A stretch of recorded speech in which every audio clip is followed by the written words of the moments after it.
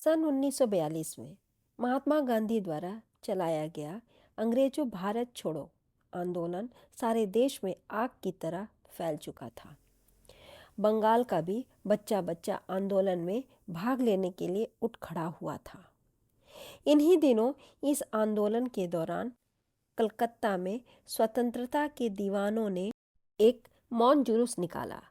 जुलूस चुपचाप शांत भाव से तिरंगा झंडा लिए हुए शहर की मुख्य सड़क पर आया। जुलूस के आते ही उस पर गोलियों की बौछार होने लगी। सबसे पहली गोली 70 वर्ष की उस वृद्ध महिला को लगी जो तिरंगा झंडा हाथों में लिए जुलूस में सबसे आगे थी। गोली लगते ही वह वृद्धा वंदे मातरम कहती हुई धड़ाम से गिर पड़ी। इससे पहले कि उसके हाथों से तिरंगा झंडा नीचे गिरता, एक छोटे से लड़के ने दौड़कर झंडे को संभाल लिया। लेकिन पुलिस तो जुल्म ढाने पर उतरी हुई थी। वह लगातार गोलियां चलाती रही, जिससे वह छोटा सा लड़का भी गोली लगने से शहीद हो गया। पुलिस की इस गोलीबारी और लाठीचार्ज से 3 महिलाएं और कई बच्चे शहीद हो गए। जुलूस पर गोली चलाने का आदेश देने वाला पुलिस कमिश्नर था गॉर्डन जैक्सन। अंग्रेज सरकार के इस जुल्म ने स्वतंत्रता के लिए प्राण निछावर करने वालों के दिल में उथल पुथल मचा दी थी। उन्होंने एक दल बनाया और उसकी बैठक बुलाई। उस बैठक में फैसला लिया गया कि जितनी जल्दी हो सके इस पुलिस कमिश्नर को खत्म कर देना है। शारदा देवी नाम की एक युवती ने इस काम की जिम्मेदारी अपने हाथ में ले ली।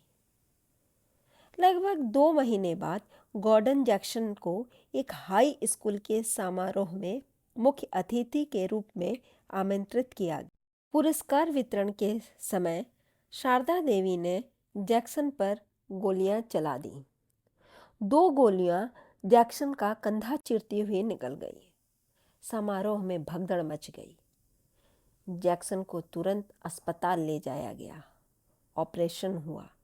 जैक्सन बच तो गया, लेकिन उसने छुट्टी ले ली और वह तुरंत इंग्लैंड वापस चला गया। शारदा देवी को समारोह स्थल पर पुलिस ने पकड़ लिया। उन पर मुकदमा चलाया गया और 15 साल की सजा सुना दी गई और सजा भी काले पानी की, यानी उन्हें अंडमान भेज दिया गया। वही शारदा देवी अरुण की मां है। अरुण अपने मां शारदा देवी से इस कहानी को कई बार सुन चुका है। अरुण को इस बात पर गर्व है कि उसकी मां कोई साधारण महिला नहीं है, बल्कि देश के स्वाधीनता संग्राम की एक बहादुर और साहसी योद्धा है। अरुण को अपने स्कूल की किताबों के अलावा कहानी की किताबें पढ़ने का भी शौक है। वह ज़्यादातर बहादुर और साहसिक काम करने वालों की जीवनियाँ व घटनाएं पढ़ना पसंद करता है। अरुण जब 13 वर्ष का था, तभी उसके पिता का अचानक स्वर्गवास हो गया।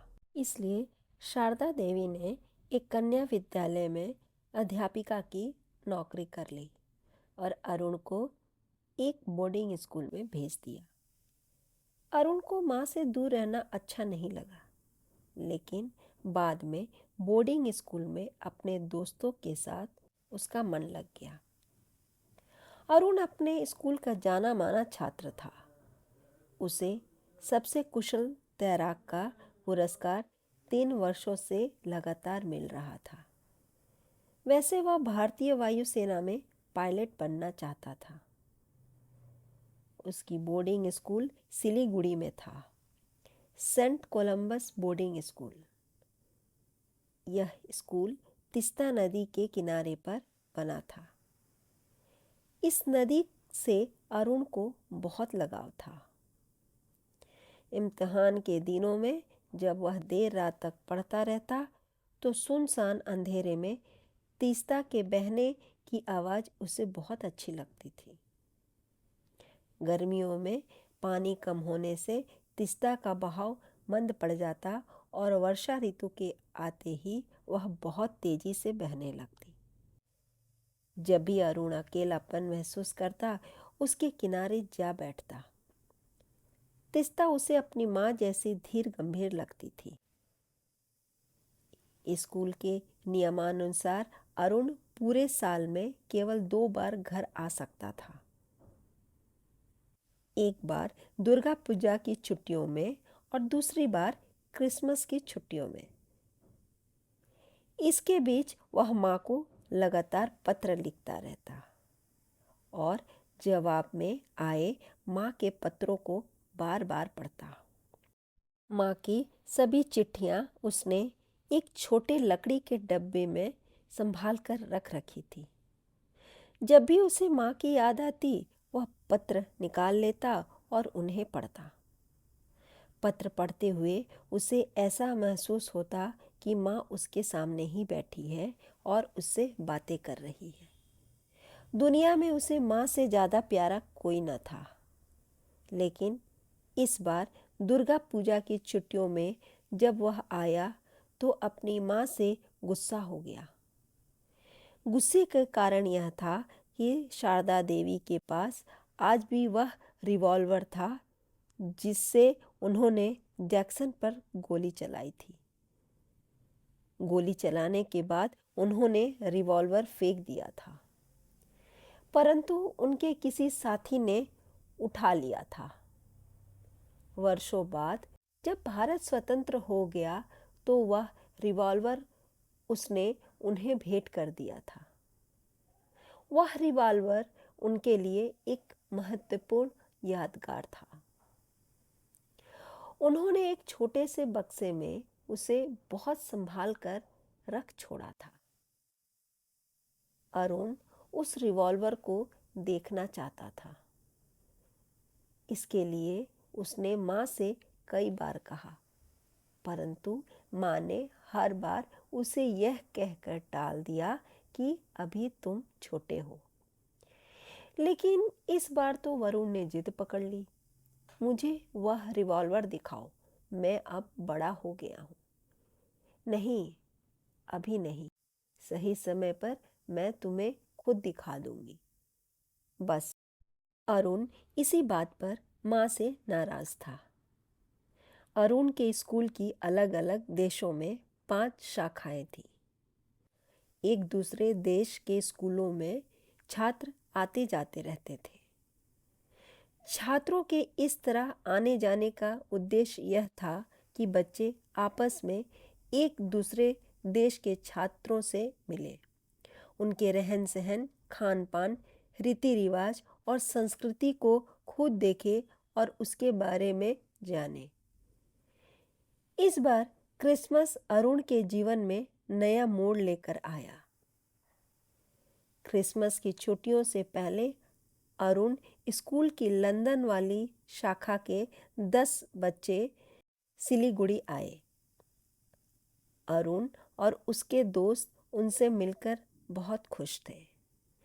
वे आपस में मिल बैठते, ढेर सारी बातें करते, एक दूसरे के बारे में ज़्यादा से ज़्यादा जानने की कोशिश करते। उन्हें महसूस हुआ उनमें आपस में काफ़ी समानताएं हैं। अरुण ने अपनी माँ को पत्र में उनके बारे में लिखा था। उसने पत्र में उस पिकनिक का भी वर्णन किया जिसमें एक बड़ी दुर्घटना घटते घटते बच गई थी। घटना यह थी कि लंदन लौटने से केवल एक दिन पहले पिकनिक का प्रोग्राम बनाया गया। रविवार का दिन था। सूरज की धूप बहुत अच्छी लग रही थी। ठंड के दिनों में खिली हुई धूप का तो अपना ही आनंद होता है। इतिहास के अध्यापक सुबीर राय और लंदन से आए फादर रोनाल्ड पिकनिक में बच्चों के साथ थे। सुबीर राय के जिम्मे खाने पीने का इंतजाम करना था। कुछ लड़के गप्पे मार रहे थे तो कुछ बैडमिंटन खेल रहे थे। तभी कुछ लड़कों को तिस्ता नदी में नहाने की बात सूझी। सुबीर सर के पास पूछने गए। सुबीर सर ने कहा, नहाने के लिए नदी में वे ही बच्चे जाएं जिन्हें तैरना आता हो। 18 बच्चे नहाने के लिए तैयार हो गए। उनमें एक बच्चा लंदन से आया डिक भी था। डिक अरुण से 1 वर्ष छोटा था। उसकी आंखें नीली थीं। वह माउथ ऑर्गन बहुत अच्छा बजाता था। जब रात में सब बच्चे खाना खाकर हॉल में जमा होते, तब डिक माउथ ऑर्गन बजाता। उसे बहुत सी धुनें आती थी, इसलिए उसे सभी बहुत चाहते थे। शेष पूरी कहानी पार्ट 2 में सुने।